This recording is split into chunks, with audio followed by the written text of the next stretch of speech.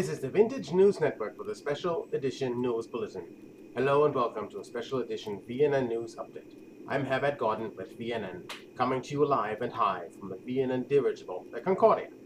This is a special Epstein update. Jeffrey Epstein may be dead, but that doesn't put an end to the scandal. In fact, Epstein was only the very tip of the pedophile iceberg.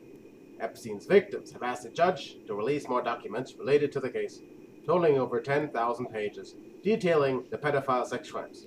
The following special report is courtesy of the Daily Mail.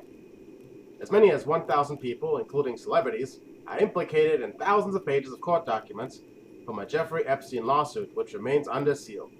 The documents, some 10,000 of them, were part of a 2015 lawsuit by Virginia Guthrie Roberts, Epstein's sex slave, who sued him and Ghislaine Maxwell, a British socialite, who many of Epstein's victims say was his madam. On Wednesday, Judge Loretta Preska listened to lawyers for Maxwell and Roberts at a hearing in New York court to determine if she should release any more of them. Roberts' attorneys had argued that all but the social security numbers and names of underage victims should be released, but the judge rejected her argument. Maxwell, who has been named as Epstein's madam by several of his accusers, was not in court. Her attorneys are arguing against releasing the remaining pages, claiming that the names of the 1,000 non-parties should not become public. Lawyers must now submit written briefings on how they think the remaining files should be split up and released. But it is clear that these materials implicate the privacy and reputational interests of many persons, other than the two primary parties of this action, Guthrie and Maxwell, they added. The documents contain a range of allegations of sexual acts involving plaintiff and non-parties to this litigation. Some famous, some not.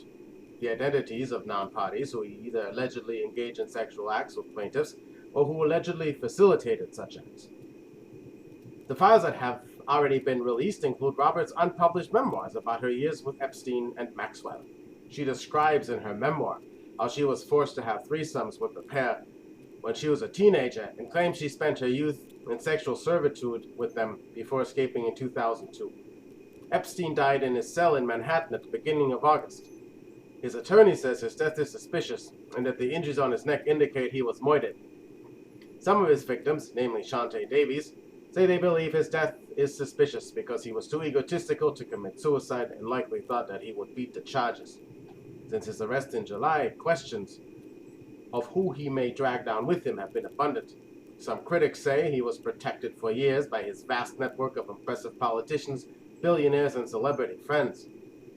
This is Herbert Gordon for Vintage News Network, signing off. Thank you for listening and have a good day.